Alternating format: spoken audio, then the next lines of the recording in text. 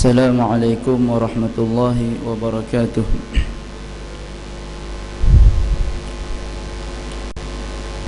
Allahumma salli ala Sayyidina Muhammad wa ala ali Sayyidina Muhammad.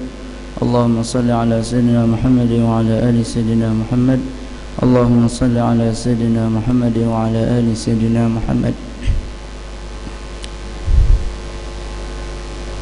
Bismillahirrahmanirrahim. Nawaitu ta'alluma wa ta'lim wa tadhakkura wa tazkir wa naf'a wal intifa' wal ifadata wal istifadah al-hatha ala tamassuki bi kitabillah wa sunnati rasulillah wa du'a ila al-huda wa dilalati ala al-khair ibtigha'a mardatihi wa qurbihi wa thawabihi subhanahu wa ta'ala. Bismillahirrahmanirrahim.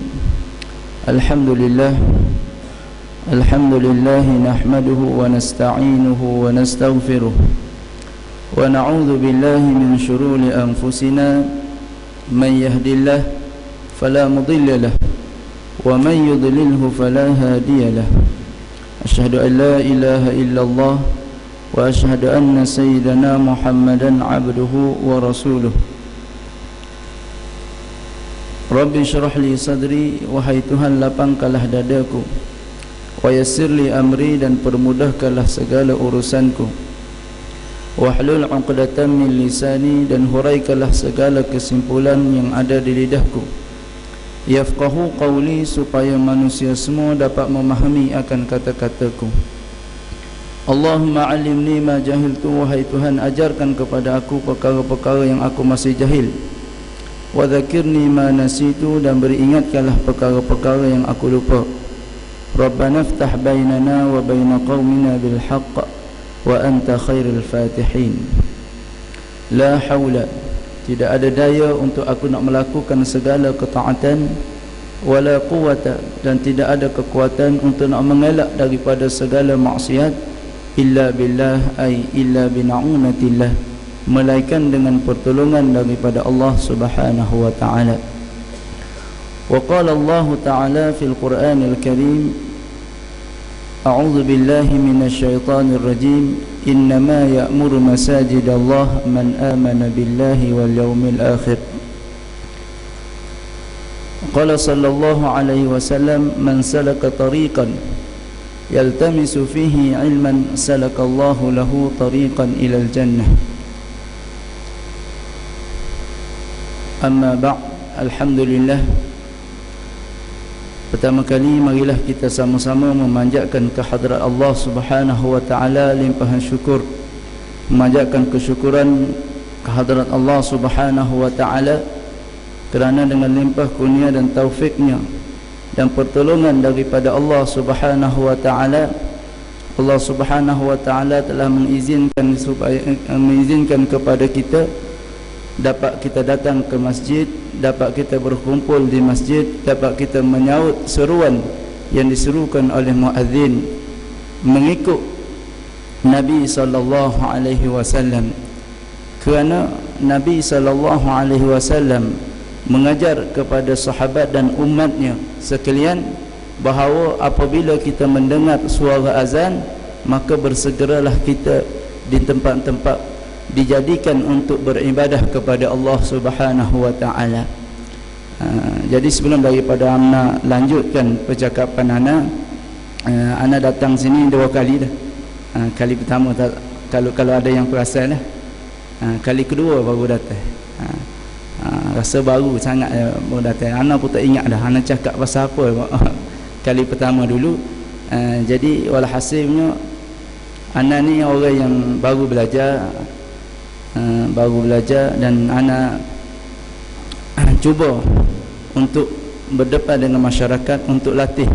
Sebelum ini ana duduk di tempat-tempat pengajian, jadi Allah Subhanahu wa taala beri peluang pula supaya ana berkhidmat kepada masyarakat, menjadi penolong penyambung lidah Rasulullah sallallahu alaihi wasallam.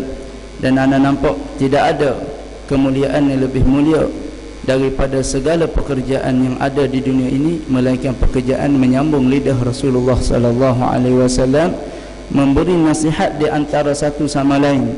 Kerana agama Islam ini dibina di atas nasihat. Ad-dinun nasihah. Agama itu adalah nasihat. Sama-sama kita nasihat supaya kita menjadi orang yang zakir, orang yang sentiasa ingat kepada Allah Subhanahu wa taala, ingat kepada pesanan Rasulullah sallallahu alaihi wasallam, dan kita ingat bahawa kita akan bertemu dengan Allah Subhanahu wa taala. Kalau kita tidak berada dalam majlis sebegini, maka hati kita akan lalai. Bila lalai, maka barulah terjebak dengan segala maksiat kepada Allah Subhanahu wa taala. Berlakunya maksiat kerana lalai, kerana manusia ghafil. Kalau manusia itu ingat bahawa Allah Subhanahu wa taala sedang memerhatikannya, Allah Subhanahu wa taala melihat apa yang ada di dalam hati-hati kita, maka kita tidak ada peluang untuk nak melakukan maksiat kepada Allah Subhanahu wa taala. Macam mana kita nak melakukan maksiat dalam keadaan hati kita duduk perasan memang Allah taala itu melihat kita? Seperti mana perasaan yang diberikan oleh Allah Subhanahu wa taala kepada orang arif billah, wali-waliullah, kekasih-kekasih Allah. Hati mereka itu telah ditambatkan oleh Allah Subhanahu wa taala dengan Allah. Hati mereka sentiasa nafas demi nafas mengitai-ngitai dengan Allah Subhanahu wa taala, maka tidak ada peluang untuk melakukan maksiat kepada Allah Subhanahu wa taala. Inilah golongan orang yang mendapat nikmat, orang yang zakirin, yang disebut oleh Allah Subhanahu wa taala di dalam Al-Quranul Karim.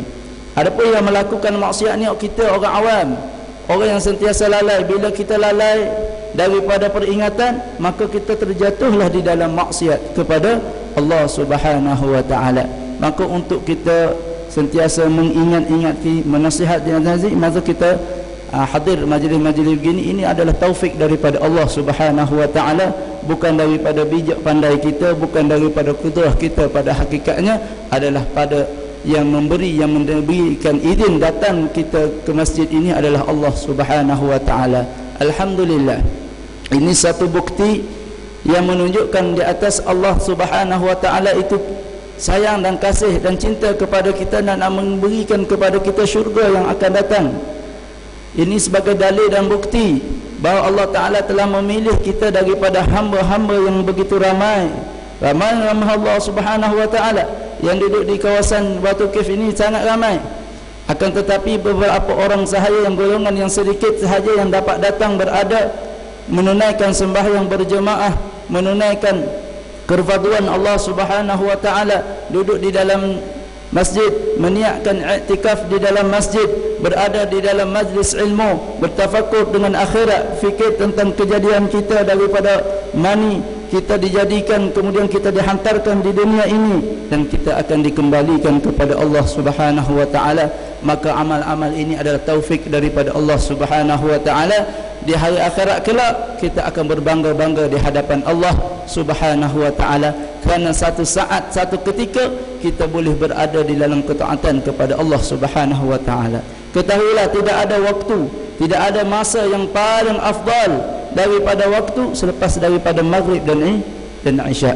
Dan waktu ini kita menggunakan untuk taat kepada Allah, maka ini akan kita berbangga di hadapan Allah Subhanahu wa taala.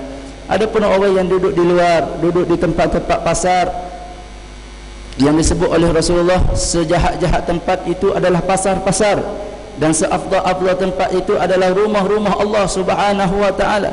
Alhamdulillah, Allah Taala tempatkan kita di sebaik-baik tempat, dan Allah Taala tidak tempatkan sejahat-jahat tempat kita pada waktu ini. Alhamdulillah, bila kita nampak kita dibuka oleh Allah Subhanahu wa taala di dalam hati kita begitu, maka kita ada rasa syukur. Alhamdulillah, banyak kita terima kasih kepada Allah Subhanahu wa taala. Allah Taala beri kepada aku taufik, gerak segala anggota aku dapat taat kepada dia, dan di hari akhirat kelak dia akan membalas dengan syurga yang begitu nikmat, yang tidak boleh nak dikhayalkan dengan akal kita.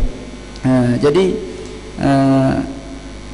kita sekarang ini alhamdulillah Allah Subhanahu wa taala berikan kepada kita taufik pada malam ini dapat berada di dalam satu majlis, iaitu majlis untuk mengingatkan, memberi peringatan di antara satu sama lain. Wa tawasau bil haqqi wa tawasau bil sabri, berpesan-pesanlah dengan kebenaran, wa tawasau bis sabri, dan berpesan-pesanlah dalam keadaan kesabaran. Kerana dalam berdakwah ini banyak dugaan, banyak ujian. Kadang-kadang bukanlah kita bagi tahu perkara kebaikan, bukan semua orang yang kita bagi tahu itu terima.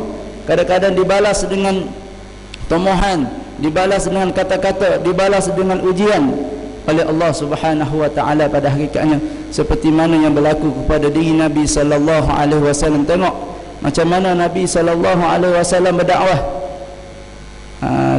Pada mula Nabi sallallahu alaihi wasallam berdakwah di Mekah, macam mana rupa dan kelakuan Rasulullah sallallahu alaihi wasallam berdakwah. Ada satu ketika Rasulullah keluar berdakwah. Rasulullah, apa keseruan Rasulullah sallallahu alaihi wasallam? Adakah menyuruh manusia untuk melakukan perkara-perkara yang memudaratkan diri manusia? Tidak. Rasulullah menyuruh supaya kita mentauhidkan kepada Allah Subhanahu wa taala. Tidak kita melakukan ibadah, melainkan melakukan ibadah itu kerana Allah Subhanahu wa taala. Itu saja, tak ada kepentingan duniawi yang ada di dalam hati Rasul, tidak ada. Rasulullah hanya nak mengajak manusia melakukan kebaikan. Tapi kita tengok, kita buka buku-buku sejarah yang buku-buku sejarah Rasulullah sallallahu alaihi wasallam ketika Rasulullah berdakwah, apa balasan orang-orang musyrikin ketika Rasulullah berdakwah. Kadang-kadang Rasulullah dibaling dengan batu, sehingga di Taif, peristiwa di Taif, Rasulullah dibaling dengan batu oleh penduduk-penduduk Taif, sehingga akan mengalir darah Rasulullah sallallahu alaihi wasallam yang mulia, mengalir sehingga masuk, kata ulama, sehingga masuk di dalam kasut-kasut Rasulullah sallallahu alaihi wasallam. Pergi berdakwah, berdarah, dibaling oleh golongan-golongan musyrikin, tapi sabar Rasulullah sallallahu alaihi wasallam. Kadang-kadang Rasulullah sallallahu alaihi wasallam pergi berdakwah, balik dikatakan Muhammad itu gila, Muhammad itu tak betul, Muhammad itu apa perkataan yang tidak didengarkan oleh Rasulullah sallallahu alaihi wasallam. Rasulullah semua dengar, tapi Rasulullah tetap dengan sabar. Kalau benda itu bersakut dengan hak dirinya, dia akan sabar. Itu sifat Rasulullah sallallahu alaihi wasallam. Kadang-kadang satu ketika Rasulullah balik daripada berdakwah, Rasulullah sampai ke rumah, lalu anak kesayangan Rasulullah sallallahu alaihi wasallam, Fatimah, melihat kepada Rasulullah menangis. Inikah yang dibuatkan, inikah yang dilakukan oleh Rasulullah, inikah yang dilakukan oleh musyrikin kepada Rasulullah sallallahu alaihi wasallam. Menangis, mengalir air mata Fatimah. Tengok ayahnya Rasulullah sallallahu alaihi wasallam berlumuran dengan najis-najis unta yang dibaling oleh golongan-golongan musyrikin di Mekah. Lalu Fatimah bersalam dengan ayahnya, lalu dimasukkan di tempat mandi, lalu dimandikan oleh anaknya. Rasulullah diam, tidak marah sedikit pun. Itulah sabarnya Rasulullah sallallahu alaihi wasallam, tasyri'an li ummatihi, kerana nak mengajar kepada umat Nabi Muhammad sallallahu alaihi wasallam. Kalau kita berdakwah, ada orang yang mengatakan kita begitu begini, kalau betul-betul kita di dalam jalanan seperti mana jalan Rasulullah, jadi tak ada masalah lah. Kalau setakat orang kata kita ni gila ke, setakat orang kata, Rasulullah lebih teruk daripada tu lagi. Itu Rasulullah. Kalau kita layaklah kita orang yang dhaif. Jadi kita kena banyak-banyak bersabar di dalam berpesan-pesan di atas kebenaran. Jadi ayat yang saya baca tadi di dalam Al-Quran, Allah Subhanahu wa taala menyebut innama ya'muru masajidallah man amana billahi wal yawmil akhir. Sesungguhnya orang yang mengimarahkan akan masjid-masjid Allah Subhanahu wa taala itu, kata Allah, man amana billah, mereka yang beriman kepada Allah Subhanahu wa taala. Maknanya orang yang datang ke masjid, orang yang sentiasa melakukan sembahyang secara berjamaah, secara berulang-alik daripada rumah pagi dan petang, siang dan malam, untuk menegakkan untuk mendirikan kefarduan dalam keadaan berjamaah, maka orang ini, kata Allah Subhanahu wa taala, inilah golongan orang yang beriman. Dan saya yakin semua yang datang ke masjid ini daripada golongan yang beriman dan daripada golongan ahli jannah, insya-Allah. Semua yang datang ini adalah golongan pilihan daripada Allah Subhanahu wa taala. Seperti mana hadis Nabi sallallahu alaihi wasallam juga, Nabi sallallahu alaihi wasallam menyatakan, apabila kamu melihat laki-laki yang berulang-alik daripada rumah ke masjid, daripada rumah ke masjid, maka kata Nabi sallallahu alaihi wasallam, fashhadu bil iman, hendaklah engkau bersaksi wahai sahabatku, maka itu adalah golongan ia beriman kepada Allah Subhanahu wa taala. Maka manakah yang diletakkan, manakah apakah yang dibalas daripada orang-orang yang beriman? Syurga. Apa itu syurga? Syurga itu nikmat yang dijanjikan oleh Allah Subhanahu wa taala di akhirat, tajri min tahtihal anhar, yang mengalir di bawahnya sungai-sungai yang begitu indah. Mala ainun ra'at, perkara yang mata kamu tak pernah lihat keindahan syurga. Wala udhunun sami'at, barang yang kamu tak pernah mendengar suara-suara berada dalam syurga yang begitu indah, yang melazatkan, yang mengalir, yang mengasyikkan orang yang mendengar di dalam syurga. Wala khatara qalbi bashar, kata Nabi, barang yang hati kamu tidak pernah terlintas pun nikmat syurga. Walaupun kita minum air yang tidak ada rasa manis dan apa pun, itu pun di dalam syurga bertambah nikmat yang kita minum. Satu teguk sekali kita minum, kita mendapat nikmat daripada Allah Subhanahu wa taala. Minuman yang mana tegukan yang kedua lebih sedap daripada tegukan yang pertama. Yang ketiga lebih sedap daripada yang kedua dan yang pertama. Yang keempat lebih sedap daripada yang ketiga, yang kedua, yang pertama. Bertambah nikmat tak boleh nak beri. Tidak boleh nak bayangkan apa macam manakah yang dibalas oleh Allah Subhanahu wa taala di hari akhirat kelak. Mudah-mudahan Allah Subhanahu wa taala jadikan kita semua daripada ahli syurga insya-Allah, dengan tidak didahulukan azab dan hisab oleh Allah Subhanahu wa taala. Jadi sekejap tadi kita melakukan sembahyang maghrib dengan secara berjamaah. Itu setengah daripada sunnah yang paling besar daripada sunnah Rasulullah sallallahu alaihi wasallam.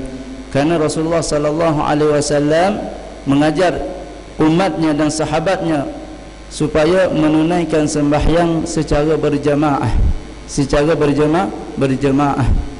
Dan ketahuilah Rasulullah sallallahu alaihi wasallam tidak pernah meninggalkan sembahyang berjamaah, walaupun Rasulullah sallallahu alaihi wasallam berada dalam keadaan hadir ataupun Rasulullah sallallahu alaihi wasallam berada di dalam keadaan musafir. Rasulullah pergi musafir, kadang-kadang Rasulullah musafir pun Rasulullah sallallahu alaihi wasallam tidak tinggal berjamaah. Dalam keadaan Rasulullah sehat ataupun dalam keadaan Rasulullah sakit, Rasulullah tidak pernah meninggalkan sembahyang berjamaah. Jangan kita berdabik dada, aku sayang dan cinta kepada Rasulullah, aku sayang kepada Rasulullah, kalau kita tidak boleh memeliharakan sembahyang kita dalam keadaan kita berjamaah.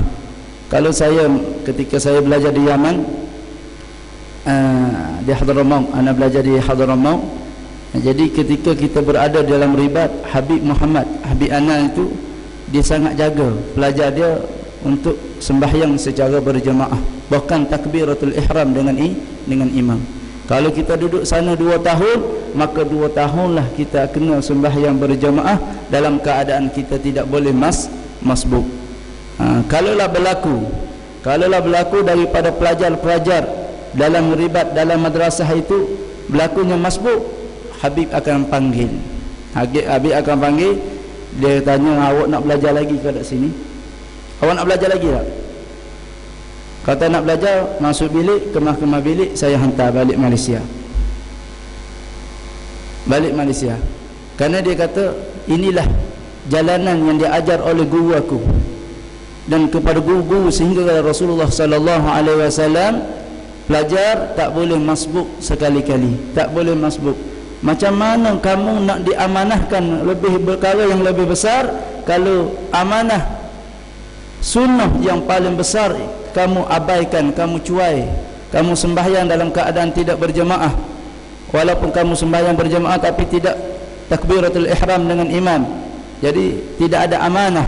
Macam mana nak menanggung amanah Rasulullah sallallahu alaihi wasallam kalau kamu tidak memelihara akan sembahyang berjamaah. Inilah kelakuan yang dibuat oleh guru-guru kepada guru ana sendiri, Habib Muhammad Haddad, guru bagi Habib Omar. Jadi di ribat sana, kalau dah selepas daripada sembahyang kan kita sunat kita menganankan makmum, mana kita berpaling menganankan makmum. Itu disebut oleh Imam Nawawi rahimahullah taala, sunat kita menganankan makmum, ataupun kita menghadap terus kepada makmum. Itu sunnah Rasulullah sallallahu alaihi wasallam. Jadi bila Habib selepas daripada dia bagi salam, dia akan palingkan mukanya kepada pelajar dan dia akan tengok adakah pelajar yang masbuk. Kalau ada pelajar masbuk, dia akan panggil, awak pergi masuk bilik, kemah-kemah baju, balik, tak payah belajar. Tak payah belajar. Ighsal yadaik, basuh dua tangan, tak ada faedah sikit pun. Tidak ada manfaat ilmu yang kita dapat kalau kita tidak memelihara sembahyang berjemaah. Karena Rasulullah sallallahu alaihi wasallam tidak pernah meninggalkan sembahyang berjemaah. Rasulullah sallallahu alaihi wasallam yang diriwayatkan, satu ketika sahabat Rasulullah sallallahu alaihi wasallam pergi bertanya kepada Aisyah radhiyallahu anha tentang kelakuan Rasulullah. Karena sahabat ini sangat suka untuk nak tahu bagaimana kelakuan Rasulullah. Karena sahabat ni dia akan tiru Rasulullah kaki ke kaki, langkah ke langkah. Segala kelakuan, segala perbuatan Rasulullah dia akan nak tiru. Kalaulah Rasulullah ketika berada di masjid, ketika musafir, berada dengan sahabat, tak ada masalah. Sahabat tahu kelakuan Rasulullah dan dia boleh ikut kelakuan Rasulullah. Tapi kalau Rasulullah berada di rumah, macam mana dia nak tahu? Macam mana dia nak tahu kelakuan Rasulullah ketika berada di rumah? Sahabat tak boleh nak bersama di rumah. Lalu sahabat tanya kepada isteri kesayangan Rasulullah sallallahu alaihi wasallam, Aisyah radhiyallahu anha, ummul mukminin Aisyah radhiyallahu anha. Sebab itulah banyak hadis-hadis yang diriwayatkan oleh Aisyah radhiyallahu anha. Kerana kebanyakan hadis ketika Rasulullah berada di rumah, jadi diriwayatkan oleh Aisyah. Aisyah lah yang cerita. Satu ketika sahabat tanya kepada Aisyah, "Ya Aisyah, macam manakah kelakuan Rasulullah sallallahu alaihi wasallam ketika berada di rumah dengan keluarga? Macam mana kelakuan Rasulullah? Aku nak tiru. Macam mana?" Maka kata Aisyah radhiyallahu anha, Rasulullah sallallahu alaihi wasallam macam orang biasa lah. Macam orang biasa. Rasulullah kadang-kadang dia tolong kami, dia bergurau dengan kami, kadang-kadang dia memasak, kadang-kadang dia membasuh baju sendiri, kadang-kadang dia menyuci rumah. Itu tawaduk Rasulullah sallallahu alaihi wasallam. Dan kata Aisyah, kadang-kadang Rasulullah ni bergurau dengan anak-anak, dengan isteri-isterinya, dia bergurau Rasulullah sallallahu alaihi wasallam. Dan setengah daripada sifat Rasulullah tidak ada sifat jabbar. Sifat jabbar macam mana? Sifat nak membesarkan diri, tak ada. Sebab itulah ahli Rasulullah disebut di dalam kitab Syama'il Muhammadiyah. Rasulullah bila dia datang daripada mana-mana perjalanan, dia mari musafir keluar daripada rumah, kemudian dia datang ke rumah, kata Aisyah, kalaulah kamu lihat kedatangan Rasulullah sebelum daripada itu, ahli keluarga dia duduk macam mana, duduk buat kerja apa. Bila Rasulullah datang, begitulah kelakuan ahli rumah. Dia rasa, tidak rasa takut dengan Rasulullah bila datang. Macam kita ada sifat jabbar. Bila kita datang, anak kita terus beradab dengan kita, kerana kita ada ego kita. Rasulullah sallallahu tidak. Ahli keluarga Rasulullah sebelum Rasulullah datang ataupun selepas daripada Rasulullah datang tidak berubah seperti mana biasa, sentiasa beradab, Itulah ahli Rasulullah sallallahu alaihi wasallam.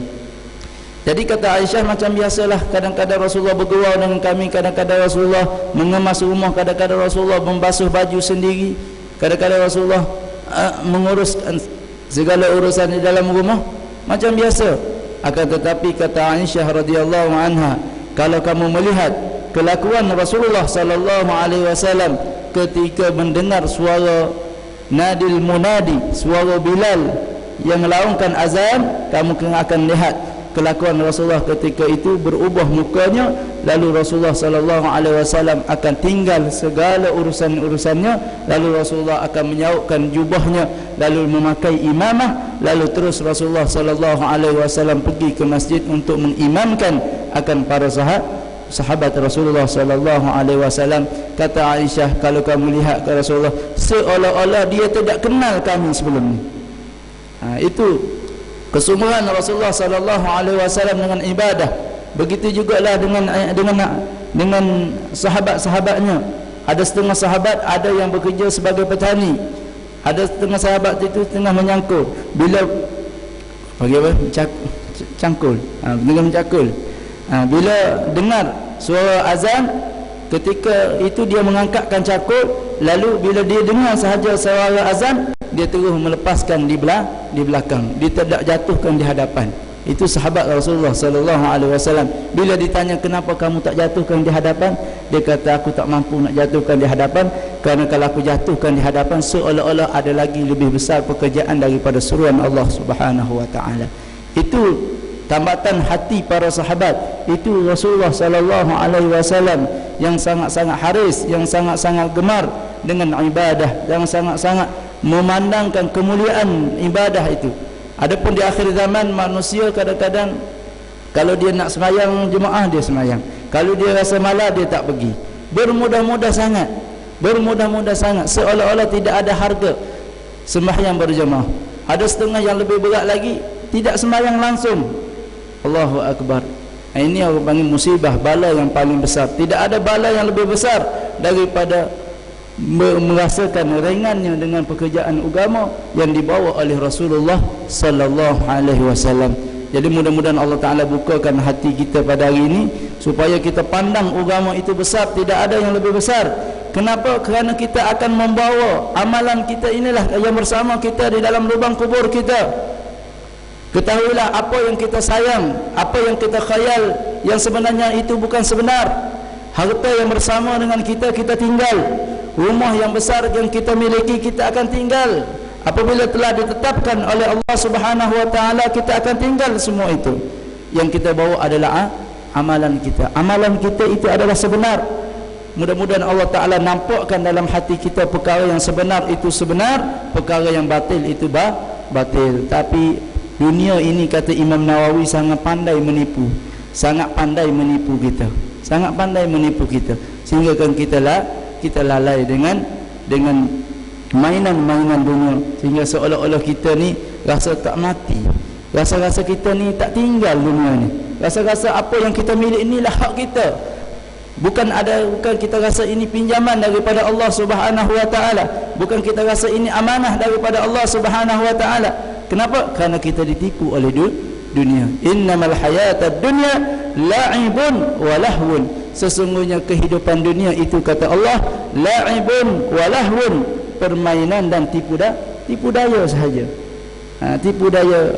Kita rasa kita pagi ni kita hidup alhamdulillah, pagi petang kita balik rumah, pagi kita pergi bekerja, balik rumah balik, pagi kita bekerja, petang balik rumah balik, kita rasa oh inilah tanah air aku yang sebenar-benarnya. Sedangkan orang yang beriman, dia tak pegang dunia ini tanah air dia. Dunia ini adalah tempat dia beribadah, tempat dia hanyalah melakukan taat kepada Allah Subhanahu wa taala. Mana tanah air orang yang beriman? Tanah air kita akhirat.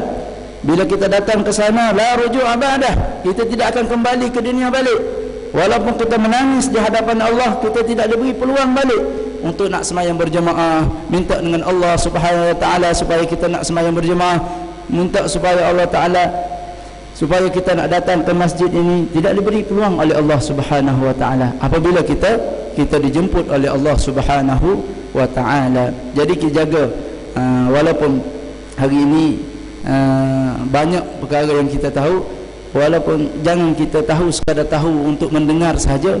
Hak yang faedah daripada mendengar, kita beramal. Kalau kita tahu Allahu Akbar, macam ini pegangan Rasulullah sallallahu alaihi wasallam dan para sahabat dengan ibadah, maka begitulah kita akan beramal di dalam kehidupan kita. Kita rasa benda ni mahal, benda ni berharga. Ulama-ulama dulu daripada salafus salih, orang-orang yang saleh daripada para sahabat, tabi'in, golongan yang diiktiraf oleh Rasulullah sallallahu alaihi wasallam, mereka apabila tertinggal, bukan pisah tinggal tapi tertinggal melakukan sembahyang berjemaah, lalu dia apa yang dia kata, apa yang keluar daripada mulut dia? Inna lillahi wa inna ilaihi raji'un. Dia pandang itu adalah bala daripada Allah Subhanahu wa taala. Kenapa? Kerana dia tidak dapat menunaikan kefarduan, menunaikan perintah Allah supaya dia menunaikan sembahyang dalam keadaan berjemaah. Ada setengah daripada sahabat dia lalai dengan harta dia sehingga kan dia fisabilillah, dia sedekahkan fisabilillah semua harta dia kerana dia dilalaikan oleh harta dia. Kerana pandangan iman dia kuat. Adapun kita ni tak rasa apa. Kenapa? Kerana hati kita kotor, hati kita diseliputi dengan maksiat kepada Allah Subhanahu wa taala, hati kita keras. Akhir zaman, manusia akhir zaman ramai yang hidup pada zahir tapi batinnya mati. Mati, tidur akhir zaman. Mana? Kullun nas fid dunya naimun, kata ulama. Semua manusia di dunia ini tidur. Semua tidur. Macam mana tidur? Berjalan, makan, bercakap, dah tidur. Hakikatnya tidur. Tidur dengan akhirat. Tidak nampak bahawa kita ini sedang musafir, sedang berjalan menuju kepada Allah Subhanahu wa taala. Dunia ini kita akan tinggal, kita tak rasa sebab kita tidur, kata ulama. Idza matun intabahu, apabila mati sekalian manusia barulah dia rasa, Allah, rupa-rupanya aku sebelum ni hidup di dunia untuk taat kepada Allah Subhanahu wa taala. Baru rasa. Sekarang ni dia tengah tidur. Melainkan beberapa golongan yang tidak dirugikan oleh Allah Subhanahu wa taala, yang sentiasa beriman dan beramal soleh dan berpesan-pesan, ingat sentiasa, barulah tidak tergolong daripada golongan orang yang lalai di hidup di dunia.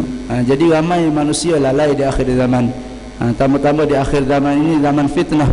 Zaman kita berada di akhir sangat-sangat. Banyak dah tanda-tanda nak berlakunya, tanda-tanda akhir zaman, berlakunya kiamat. Di akhir zaman ini kita rasa takut kerana ulama sudah tidak ada di akhir zaman. Matinya seorang demi seorang ulama-ulama yang besar, ulama-ulama yang banyak jasanya dengan agama, seorang demi seorang. Itu adalah alamat bahawa dunia ini sedang berada di akhir zaman. Dunia ini sudah nak hancur. Jadi dengan sebab golongan sedikit inilah Allah Ta'ala lagi kekalkan dunia ini. Kalau tidak ada golongan yang datang ke masjid Allah Ta'ala bersujud kepada Allah Subhanahu wa Ta'ala, tidak ada golongan yang taat, dunia ini lama dah dihancurkan oleh Allah Subhanahu wa Ta'ala. Jadi banyak alamat-alamat akhir zaman. Matinya para alim ulama, kemudian tinggalnya orang jahil. Apabila tinggalnya orang jahil, dipilih menjadi sebagai pemimpin. Bila dapat menjadi pemimpin, dia memberi fatwa, satu-satu hukum beri dengan perasaan, dengan nafsunya. Maka kata Rasulullah sallallahu alaihi wasallam, dia itu sesat lagi menyesatkan. Dia sendiri itu sesat, orang ikut dia itu sesat. Kenapa? Kerana tidak ada ilmu. Kerana dia jahil. Macam mana dia nak tahu perkara itu sebenar kalau dia jahil? Dan orang yang mengikut orang yang jahil juga sesat. Bandingannya seperti kita nak masak. Contoh kalau orang pandai buat kek, dia nak masak kek tapi dia tak tahu macam mana cara ramuan untuk buat kek. Dia jahil tentang ilmu untuk buat kek, tapi dia buat juga. Bila dia buat kek, dia nak buat tak jadi rupa kek, tak tahu jadi apa, lepeng apa, tak tahu. Dan orang yang ikut resipi dia pun akan jadi sesat juga. Begitulah bandingan dunia dan akhirat sama sahaja. Sebab itu Allah Ta'ala gadikan akal kita. Maka sayanglah oleh ulama, sayang kepada ulama, dan kita ni berada di akhir zaman. Banyak tanda-tanda akhir zaman yang ada pada kita.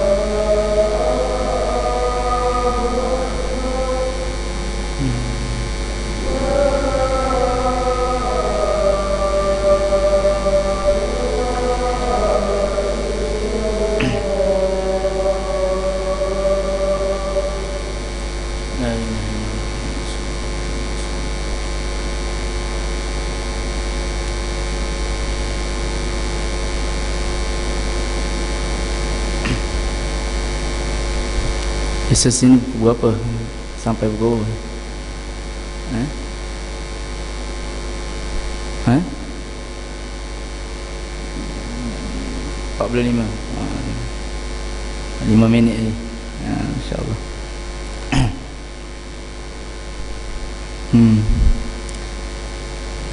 InsyaAllah. Jadi alhamdulillah, kita Allah Subhanahu wa taala berikan lagi nafas, kita dapat bernafas di dunia ini. Tujuan lain tidak bukan untuk taat kepada Allah Subhanahu wa taala. Setengah daripada jalan taat iaitu kita menunaikan sembahyang dalam keadaan berjamaah. Berjamaah. Jangan kita rasa benda itu ringan, jangan perkara itu remeh-temeh. Perkara itu lebih besar daripada perkara yang ada dalam hati kita. Benda yang kita rasa besar, dunia kita rasa besar, duit kita rasa besar, pangkat kita rasa besar. Ketahuilah amal itu lebih besar daripada segala yang kita khayal kata besar itu. Amal taat itu lebih besar daripada segala-galanya. Kisah yang berlaku kepada Abdullah ibn Umar, anak kepada Sayyidina Umar. Anak Sayyidina Umar, satu ketika dia tidak sempat sembahyang berjemaah.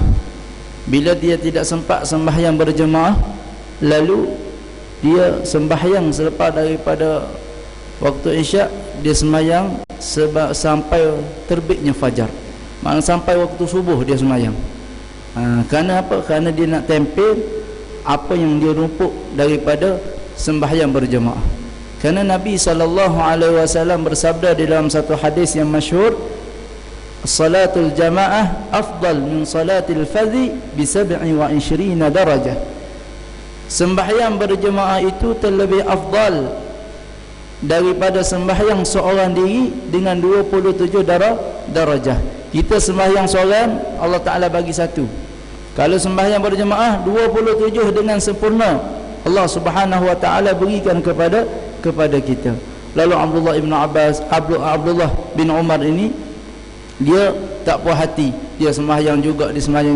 Bukanlah dia tinggal sembahyang Isyak itu dengan secara berjemaah dengan sengaja, dengan tidak sengaja. Lalu dia sembahyang sampai waktu fajar. Itu kerana apa? Kerana dia rasa tak kenyang dengan akhirat, tak kenyang dengan ibadah. Itulah sifat orang yang beriman. Al-mu'min la yushbi'u minal khair.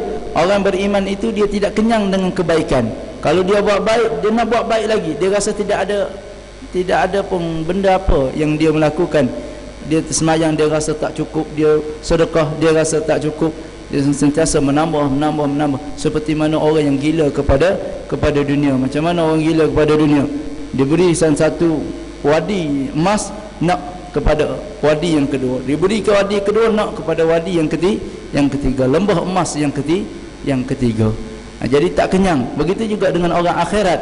Orang yang beriman, yang sempurna iman, dia sangat-sangat dahaga dengan amalan. Abdullah ibnu Umar juga, tapi ni daripada tabi'in, bukan daripada anak Sayyidina Umar. Satu lagi nama dia Abdullah ibn Umar juga, tapi Al-Qawariri. Itu berlaku satu kisah kepada Abdullah ibn Umar Al-Qawariri. Dia ni hidup di zaman tabi'in. Satu ketika dia didatangkan duyuf, tetamu di rumah dia. Tetamu datang rumah. Jadi bila tetamu datang di rumah, setengah daripada sunnah Rasulullah, kita melayankan tetamu. Kita beri makan sekadar yang kita ada, kita beri tempat rehat, kita layan dengan senyuman, kita layan dengan akhlak. Kerana orang yang paling baik akhlaknya, iaitu orang yang paling baik akhlaknya dengan tetamu. Kalau kita nak tahu dia ni akhlak baik tak baik, tengok dia dengan tetamu. Kalau dia akhlak baik dengan tetamu, bermakna dia ni akhlak baik. Kalau dia dengan tetamu dia buat tak endah ya, itu orang yang bukan ada akhlak, orang yang tidak ada akhlak, orang yang tidak ada adab, orang yang tak tahu hak. Bila tetamu datang ke rumah kita, maka wajib kita kena tunaikan hak sebagai tetamu. Sekadar 3 hari disebut di dalam kitab fiqh, 3 hari.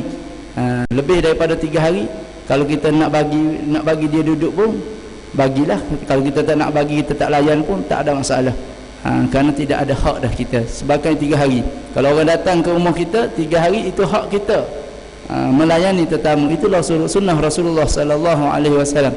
Bila datang di rumah Abdullah bin Umar Al-Qawariri daripada tabi'in ini seorang tetamu, lalu dia bersibuk melayani akan tetamu itu dengan memasak, dengan memberi tempat berehat bagi tetamu.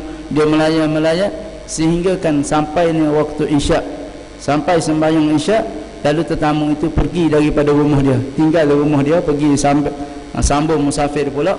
Lalu Abdullah ini cepat-cepat pergi ke masjid yang berdekatan dengan rumahnya. Bila Abdullah ini pergi ke masjid, tiba-tiba dia tengok semua masjid ini telah tertutup, telah kunci dan tidak ada ahli yang melakukan sembahyang lagi. Maknanya orang yang telah selesai dah sembahyang isyak.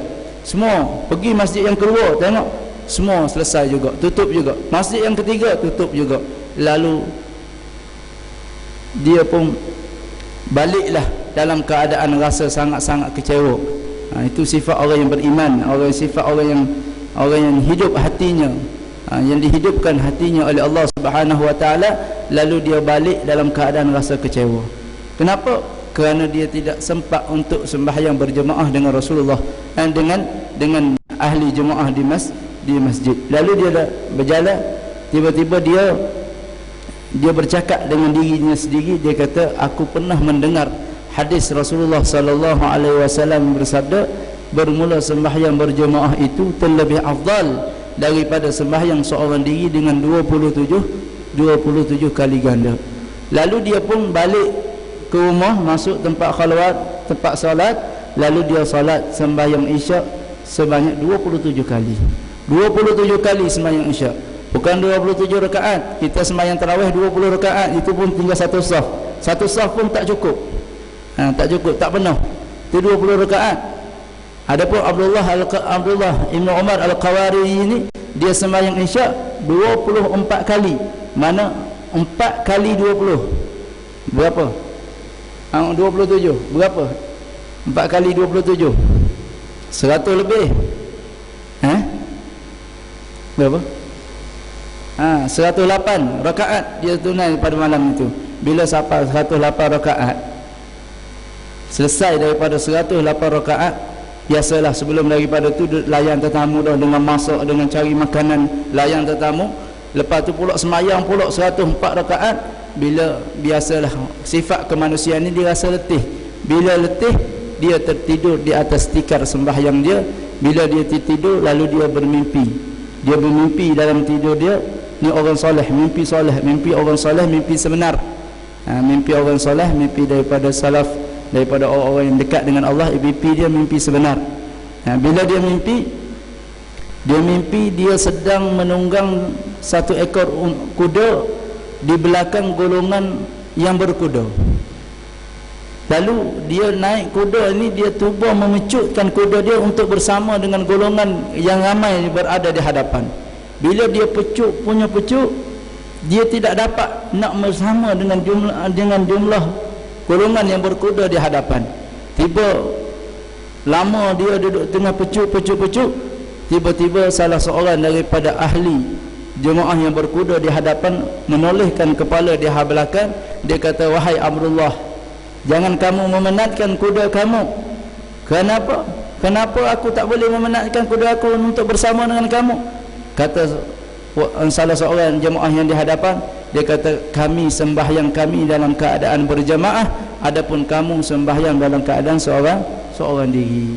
Maknanya 27 kali kita sembahyang isyak pun tak boleh bersama dengan satu kali kita sembahyang dalam keadaan berjemaah. Lagilah kita sembahyang dalam keadaan takbiratul ula dengan imam. Dalam satu hadis Nabi SAW menyatakan, siapa-siapa yang dapat sembahyang berjemaah dalam keadaan dia mendapat 40 hari sembahyang tak dapat takbiratul ula dengan imam, maka diberikan kepadanya bara'atan, 2 kelepasan. Kata Rasulullah, bara'atun minan nifaq wa bara'atun minan nar. Dilepaskan daripada sifat munafik dan dilepaskan daripadanya sifat api neraka. Mana dia daripada dijamin oleh Allah Subhanahu wa taala jadi ahli syurga. Jadi seperti mana berlaku, dah lewat dah. Habis dah. Satu kisah lagi. Satu kisah lagi, Abdul Rahman bin Auf. Kisah ini menyatakan tentang kelebihan sembahyang takbiratul ula dengan imam. Satu ketika Abdul Rahman bin Auf, dia didatangkan parandangan daripada Mesir sebanyak 400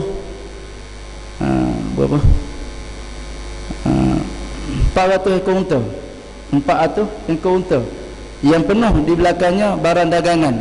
Bila datang daripada Mesir, 400 ekor unta yang penuh di belakangnya barang dagangan, kerana Abdul Rahman ini seorang yang saudagar, seorang yang peniaga yang kaya daripada sahabat Rasulullah sallallahu alaihi wasallam.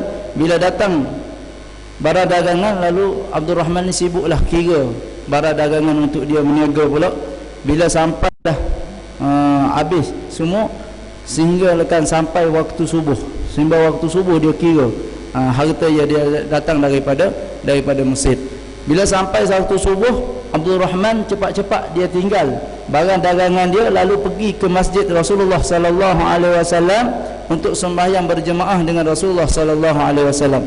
Bila dia sampai ke masjid, dia mendapati Rasulullah sallallahu alaihi wasallam ketika itu sedang rokok.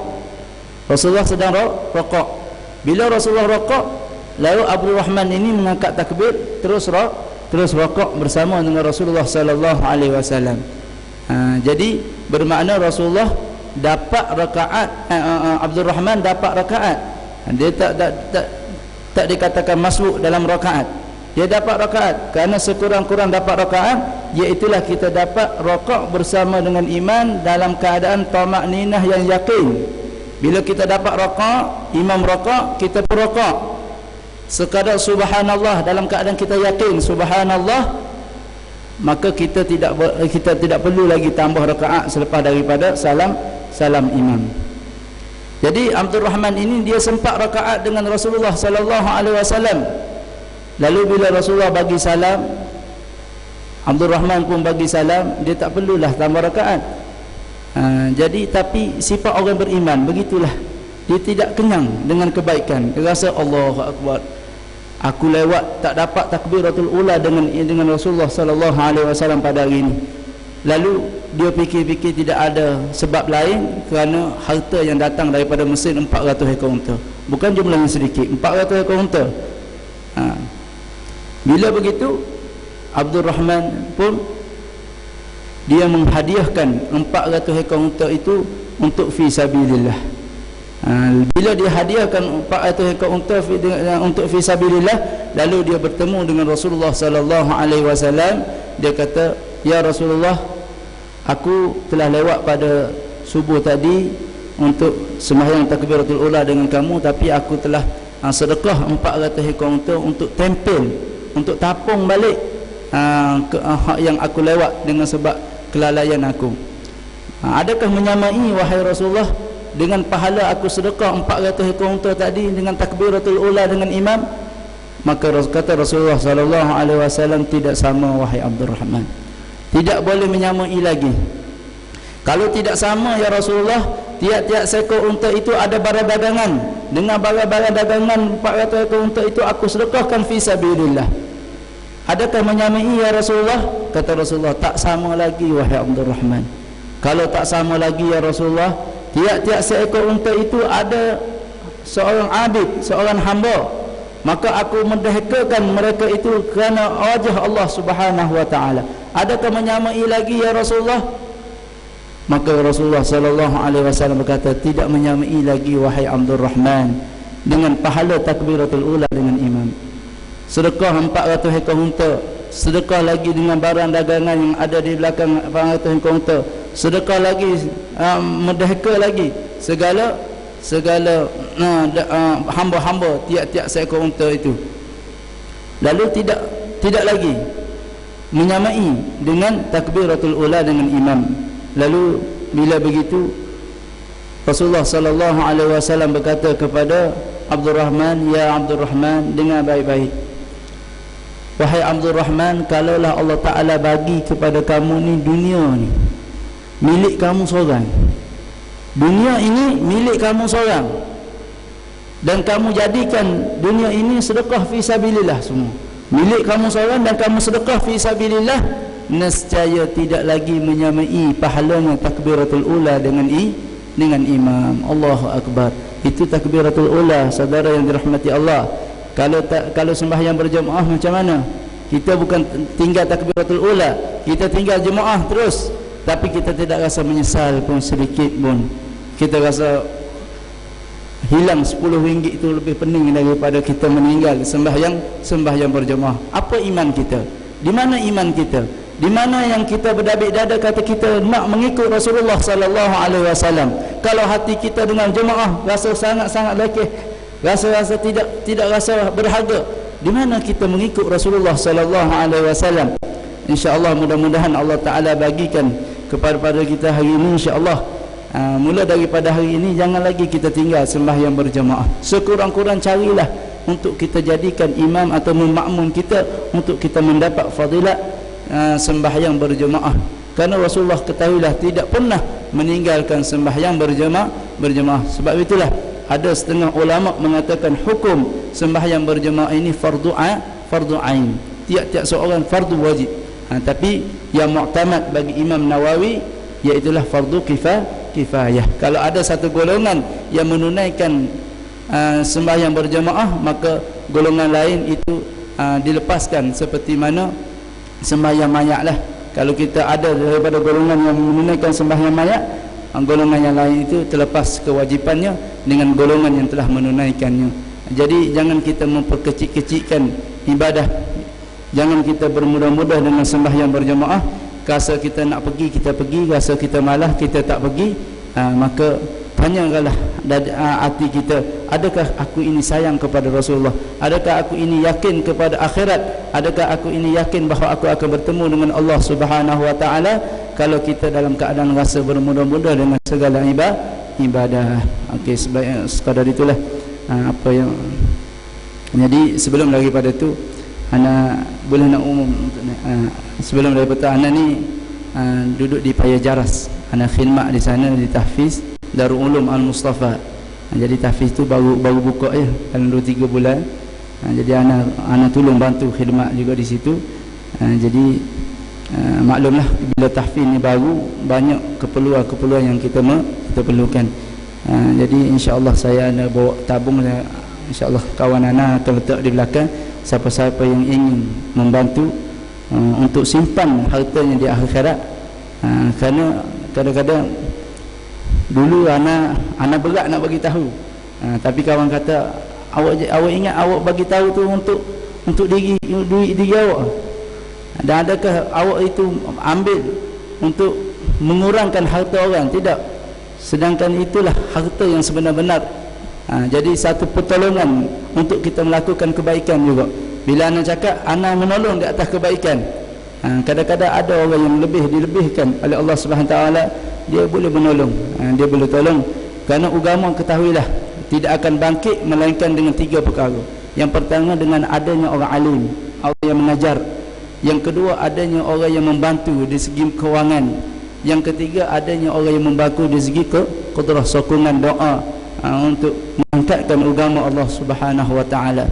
Mudah-mudahan Allah Subhanahu wa taala himpunkan kita pada malam ini dan himpunkan kita di hari akhirat kelak dia bersama para nabi dan siddiqin, syuhada salihin insyaallah. Allahumma waffiqna lil khair wa a'inna alayh, waffiqna lil khair wa a'inna alayh. Allahumma inna nas'aluka ziyadatan fid din wa barakatan fil umr wa sihhatan fil jasad wa sa'adatan fil rizqi wa taubatan qabla al maut wa shahadatan 'inda al maut wa maghfiratan ba'da al maut wa 'afwan 'inda al hisab wa amana min al 'adab wa nasiban min al jannah warzuqna an-nadhar ila wajhikal karim. Sallallahu alaihi wasallam Muhammad wa ala alihi wa sahbihi wasallam walhamdulillahi rabbil alamin wal 'afu minkum.